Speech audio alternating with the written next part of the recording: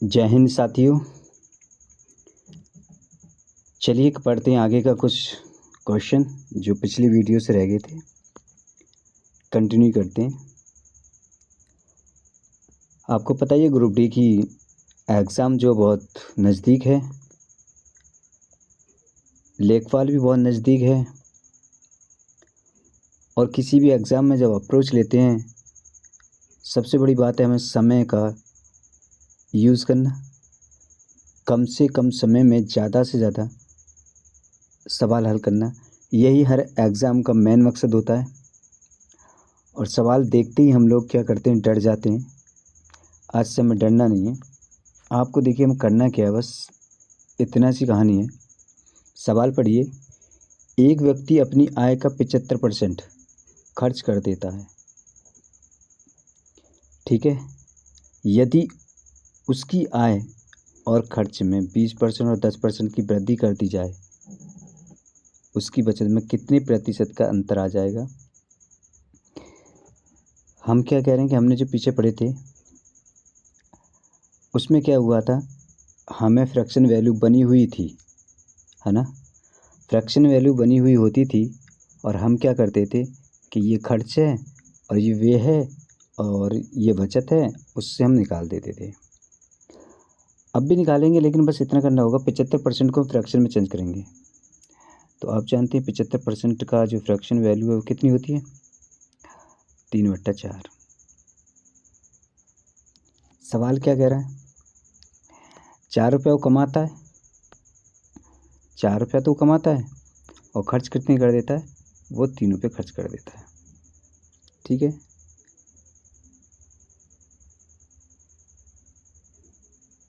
तो क्या हुआ, कितने कमाता है।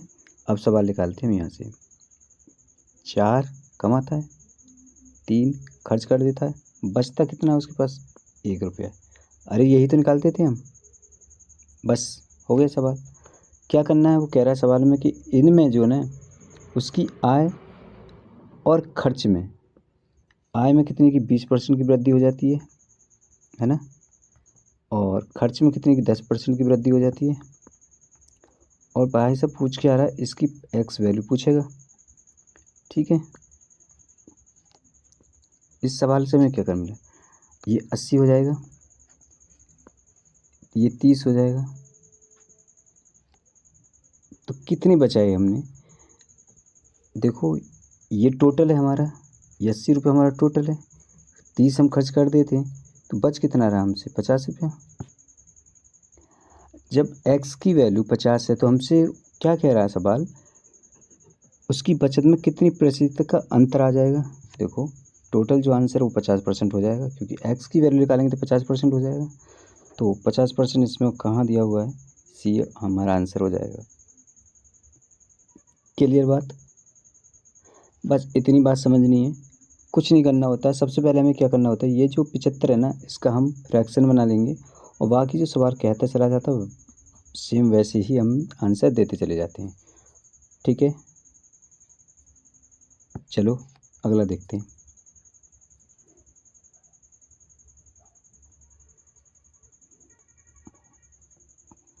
सवाल कह रहा है एक व्यक्ति अपनी आय का 37.1/2% खर्च कर देता है। यदि उसकी आय और खर्च में 12% और 15% वृद्धि कर दी जाए, उसकी बचत में कितने प्रतिशत का अंतर आ जाएगा। एक व्यक्ति अपनी आय का 37.1/2 खर्च कर देता है, यानी 37.1/2% अगर वो खर्च करता है तो इसका मतलब ये हुआ वो 3/8, यानी 8 कमाता है 3 खर्च कर देता है, करेक्ट। टोटल कमाई उसकी कितनी है, 8 रुपये। खर्च कितनी कर देता है वो, 3 रुपये। बचत कितना करता है वो, 5 रुपये की, ठीक है। कितने का खर्च कर, कितने की वृद्धि होती है इसमें, आय और, देखो इसमें 12% की वृद्धि होती है टोटल में, और खर्च में कितने की वृद्धि होती है, 15 की। और यहाँ से हमें एक्स वैल्यू पूछेगा और वो हम निकाल देंगे, यही तो होता है। 12 यहाँ 96 हो जाएगा, यहाँ 45 हो जाएगा और यहाँ पर जो है कितना, देखो 96 है, 45 खर्च कर देता है, बचा कितना हमारे पास 51, है ना। और 51 है तो हम एक बोलने वाले हैं कि ये हम कितने परसेंटेज पर ला सकते हैं। तो 51 में हम क्या करेंगे, 5 का भाग लगा देंगे,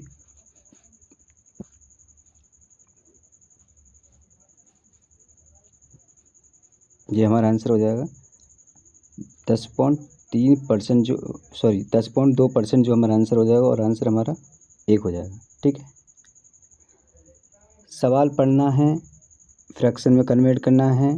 जो नीचे वैल्यू होती है वो उसकी कुल आय मान लेते हैं, ऊपर वाली को हम खर्च मान लेते हैं, दोनों का अंतर कर दे तो कुल बचत वो मान लेते हैं। ठीक है, बस इतना करना है।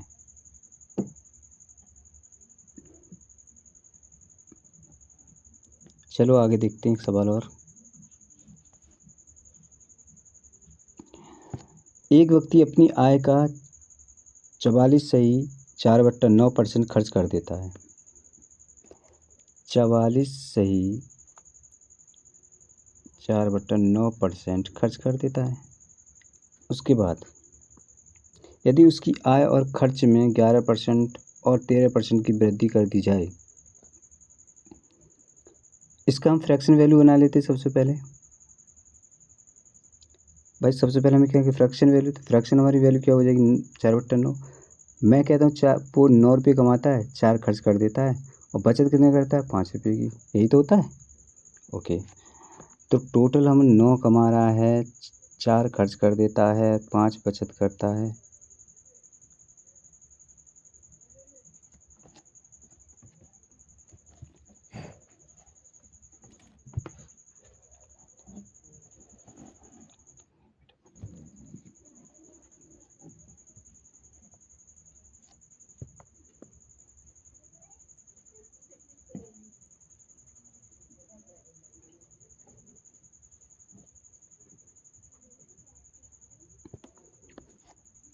इसमें दिया हुआ कितना, 11% क्या इसमें इसमें वृद्धि होती है। खर्च में कितनी की, 13% की वृद्धि होती है। टोटल हमसे पूछेगा तो वही यहाँ पे एक्स वैल्यू हमसे पूछेगा, x% की वैल्यू। बराबर हमें करना है वही जो अब तक करते आए। ये 99 हो जाएगा, 13 चौका 52 हो जाएगा, और यहाँ पर जो है कितने बचेंगे भाई, 47। अब आपसे कहा जा रहा है कि एक्स वैल्यू चाहिए, तो इसके लिए हमें क्या करना पड़ेगा, 47 में हम 5 का भाग लगाएंगे।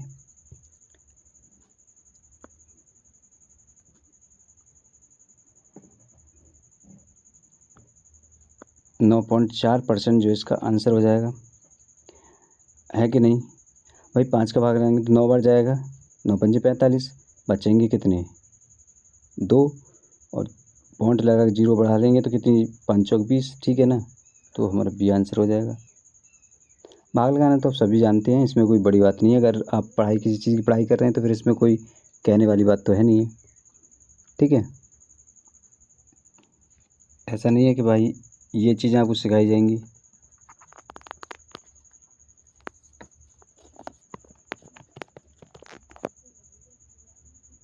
चलिए नेक्स्ट सवाल करते हैं। एक व्यक्ति अपनी आय 13,500 है। ओके, एक व्यक्ति की आय 13,500 है, वह अपनी आय का 9,000 खर्च कर देता है। यदि उसकी आय और खर्च में 14% और 7% की वृद्धि कर दी जाए तो उसकी बचत में कितनी प्रतिशत की कमी आ जाएगी, अंतर आ जाएगा। चलिए देखते हैं। सवाल वही है, बस थोड़ा सा देखो क्या क्या है। हम अभी सवाल में क्या करते थे कि 4/5 है तो हम क्या मानते थे, इसी को तो मानते थे हम उसका पूरी सैलरी, और इसको क्या मानते थे, खर्च मानते थे। इन दोनों के अंतर को हम क्या, बचत मानते थे। यही है, बस इस सवाल में भी यही करना है। क्या करना है इस सवाल में, देखो खर्च कितने कर रहा है वो, 900 की, 9,000 रुपये। भाई ऊपर की वैल्यू की तो हम, और पट्टे में कितने लिख देंगे, उसकी पूरी सैलरी। बस ये आपको याद रखना है, 0 से 0 कट जाएगा, 90। ठीक है, 45 से काट देते हैं, 45 दूनी 90 और 45 दिया 135, 2/3। अब वही सवाल हो गया ना, 3 कमाई मान लेते हैं, 2 रुपये का खर्चा, 1 की बचत, हो गया सवाल। तो यहाँ 3 लिख लो, भाई यहाँ 2 लिख लो और यहाँ पर 1 लिख लो, हो गया। क्या करना है इसमें, अब सवाल कह रहा है कि 14% और 7%। भाई 14%, 7% और यहाँ पर x की वैल्यू चाहिए हमें, बराबर कर दीजिए। 14 दिया 42, 7 दूनी 14, यहाँ कितने बचे 28। 1 पर x की वैल्यू तो 28% ही ये आंसर हो जाएगा, क्योंकि 1 का भाग लगाएंगे 28 में तो 28 आएगा, ये जो है आंसर हो जाएगा। क्लियर। क्या किया हमने, समझ में आ गई ना ये बात। ये जो पूरी वैल्यू है ना वो नीचे रखी हमने और जो खर्च है वो ऊपर रखा, बस काटा पीटा किया, हमारी फ्रैक्शन बन के आ गई। वही हमने सवाल जो कर रहे थे उसी के थ्रू कर दिया। आगे वाला देखिए,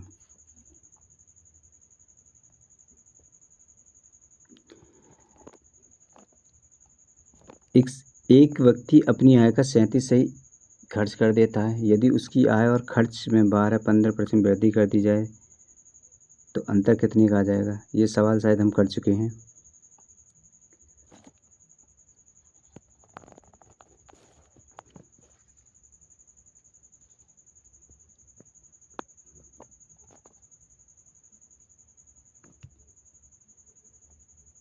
कर चुके हैं, और जो कि आंसर हमारा इसमें शायद ये था ना, हाँ हो चुका है, क्योंकि इसको 3/8 मान के निकालते हैं ना, 3/8, 8 में से 3 के 5, सही है ना, यही वही है। कर लीजिए, बस इतनी हिंट काफ़ी है। अगला सवाल देखते हैं। क्या बोल रहा है कि सुधा अपनी आय का 15% बचाती है। यदि उसकी आय 20% बढ़ाता और बचत में 60% की वृद्धि होती तो उसकी आय में कितने की वृद्धि हुई थी। देखो 15% की फ्रैक्शन वैल्यू लेंगे हम सबसे पहले, और वो आप जानते कितना है, 3/20 हो जाएगा। कोई दिक्कत नहीं। 20 कमा रही है, 3 खर्च कर रही है, 17 बचा रही है, सॉरी 17 बचा रही है, यही है ना। ओके, तो 3 पे बचत में उसकी कितनी परसेंट की हो रही है, 60% की, है ना। और 17 पे हम करेंगे कितना, कितनी की वृद्धि हो रही है, 20% की, तो इन दोनों को लिखेंगे। और टोटल पे उसकी क्या कर रहा है, टोटल पे एक्स वैल्यू चाहिए हमें। ओके, अब वो कह रहा है 180 हो जाएगा, ये 340 हो जाएगा, ये दोनों को टोटल लेना है। भाई दोनों को टोटल पे तो मांगा उसने, उसकी आय में कितने प्रतिशत की वृद्धि हुई है, मतलब टोटल वृद्धि पे तो मांगा है। हाँ, तो कितना हो जाएगा ये 520। ओके,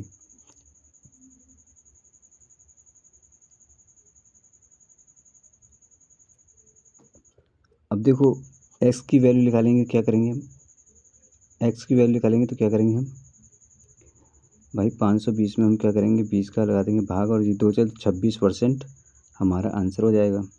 और है कहीं क्या, समझ में आई बात। भाई अब की बार सवाल क्या कह रहा था, सवाल सीधा सीधा कह रहा है कि 15% बचाती है अपनी आय में, तो 3/20 हो गया फ्रैक्शन वैल्यू, और मान लिया कि 20 वो कमाती है, 3 खर्च कर देती है, तो भाई 17 तो बचा रही है ना। अब वो क्या कह रहा है यहाँ, सवाल कह रहा है कि उसकी वे में 20% की वृद्धि होती है।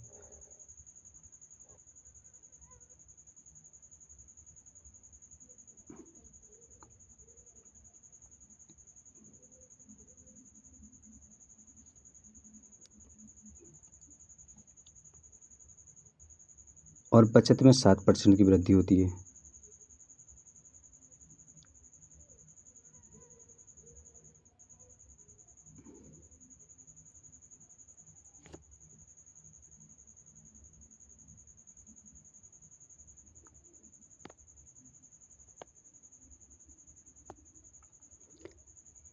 चलिए आगे बढ़ते हैं।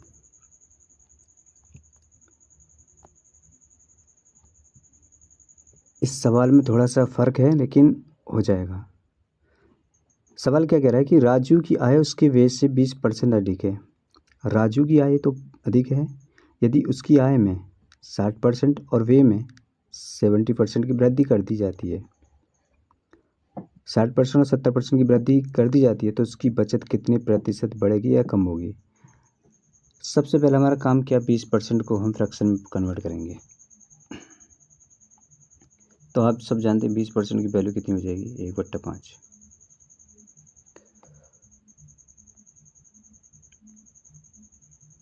1/5 वैल्यू हो जाएगी। वो कह रहा है कि देखो सवाल, अब की बार सवाल समझिए। राजू की आय उसके व्यय से 20% अधिक है। 5 में 1% बढ़ती है, अधिक कितनी है,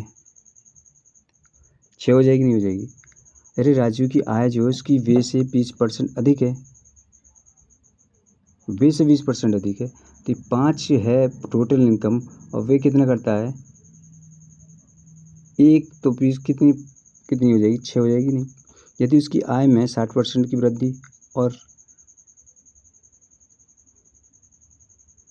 व्यय में 70% की वृद्धि होती है तो उसकी बचत में कितने प्रतिशत की वृद्धि होगी। देखिए फ्रैक्शन वैल्यू हमारी 1/5 हुई, 5 में 1 की अगर इंक्रीज करा जा रहा है, उसकी व्यय से अधिक है ना, हाँ तो एक इंक्रीज किया जा रहा है तो 6 हो जाएगी।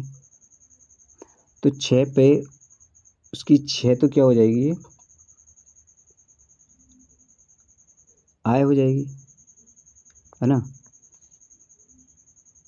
आय 6 हो जाएगी। और व्यय कितना हो जाएगा, व्यय हमारा 5 रहेगा, है ना। और बचत कितनी रहेगी हमारी, 1 रहेगी। ठीक है, अब निकाल देते हैं, 60 की हम मल्टीप्लाई कर देते हैं, यहाँ पे कितनी करनी, 70 की मल्टीप्लाई कर दी और यहाँ पे तो हमें वैल्यू निकालनी है, ये 360 यहाँ कर देते हैं, 350 यहाँ कर देते हैं, तो कितना बचा, यहाँ दोनों में अंतर कितना है भाई, ये तो व्यय है ना उसका, ये कितना है तो 10 बचा। और यही हमें क्या पूछ रहा है, कितना, 10% ही तो हमसे पूछ रहा है।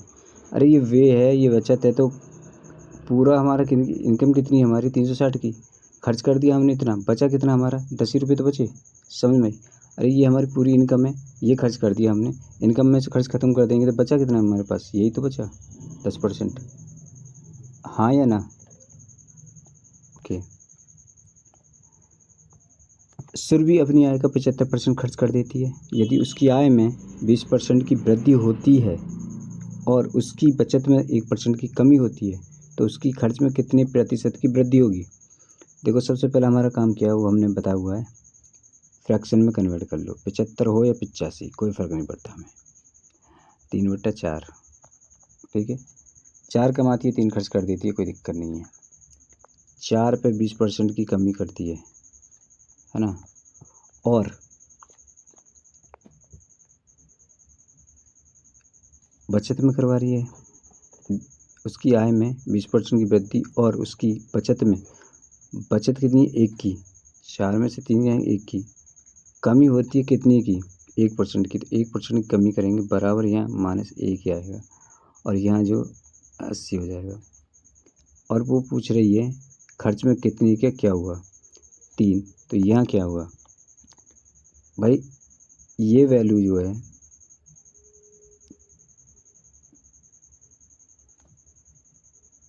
ये वैल्यू इसके बराबर होनी चाहिए ना, होनी चाहिए।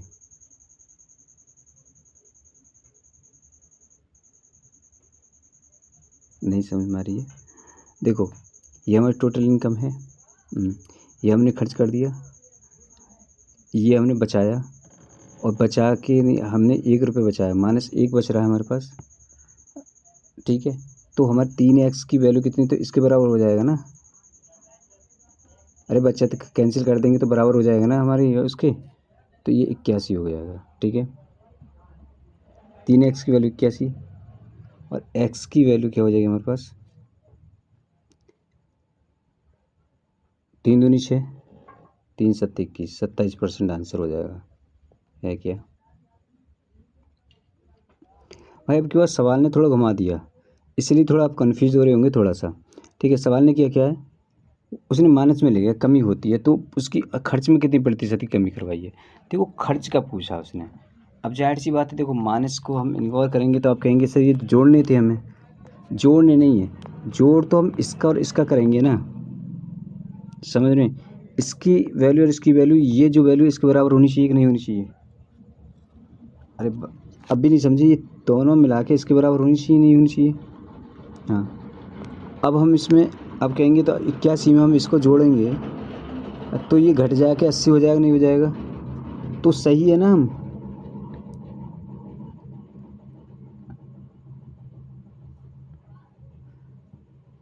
इतनी बात समझनी थी बस, और कुछ नहीं था बस। देखो एक आदमी अपनी आय का एक निश्चित भाग बचाता है ताकि एक साल में वह एक कार खरीद सके। अगर वो इसी कार को 9 महीने में खरीदना चाहता हो तो उसे अपनी बचत कितने % बढ़ानी पड़ेगी? देखो आप ऐसे मानो कि देखो कोई आदमी ने एक कार खरीदी तो एक्स पैसे बचा रहा था वो, है ना? फिर उस ठीक है, लेकिन वो एक्स पैसे बचा रहा तो कितने महीने में खरीदना चाह रहा था? 12 महीने में, तो यानी कि 12 एक्स बचाए होंगे उसने।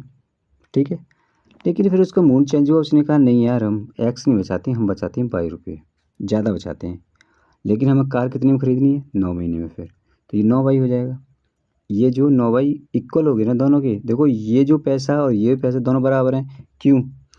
क्योंकि देखो ये 12 महीने में इतने पैसे करने चाह रहा था, फिर उसने 9 महीने में उतने पैसे कर दिए, तो ये दोनों इसलिए इक्वल हैं कि नहीं है? ओके, कोई दिक्कत? 3 से दोनों डिवाइड हो जाएंगे, 3 3 चौक। अब हमें क्या करना है, एक्स बाई की वैल्यू लेनी है, तो कितना हो जाएगा हमारे पास? 4। भैया एक की वृद्धि हुई है कितने पे? 3 पे, 3 पे, पहले से 3 पे तो एक की वृद्धि हुई है, और 100 पे कितने की वृद्धि? तो ये आंसर हो जाएगा 33 सही 1/3%। और कहीं है क्या? यही आंसर है। अरे भाई पिछले पहले जो इनकम थी, जो बचा रहा था वो पहले 3 रुपये तो बचा रहा था, लास्ट में तो हमने 4 बचाना शुरू किया है, तो एक की वृद्धि किस पे करी है? उसने 3 पे तो की है, तो आंसर सही है। ठीक है, आइए लास्ट सवाल देखते हैं। वो कह रहा है एक आदमी अपनी आय का एक निश्चित भाग बचाता है, मान लीजिए वही अभी हमने पढ़ा था एक्स बचाता है, 16 महीने में खरीदना चाहता है, तो 16 एक्स रुपये हो जाएंगे उसके पास। फिर उसका मूड चेंज होता है, वो कहता है कि नहीं कार, अगर वो इसी कार को 14 महीने में ख़रीदना चाहता हो तो उसे अपनी कितनी % बचत करनी पड़ेगी? भाई इसे सीधे सीधे हम 14 बाई लिख सकते हैं कि नहीं लिख सकते? हमें क्या ज़रूरत है कि बाई एक्स मानना, हम इसको काट सकते नहीं काट सकते? 2 अट्ठे एक्स हो जाएगा यहाँ, और 2 सत्ते बाई, है ना? एक्स अपन बाई अगर हम करेंगे यहाँ तो 7/8 हो जाएगा नहीं हो जाएगा? और 8 पे 1 की वृद्धि हुई कितने पे? 7 पे, 7 पे 1 की वृद्धि हुई है तो 1/7 × 100, और ये जो है कितना हो जाएगा?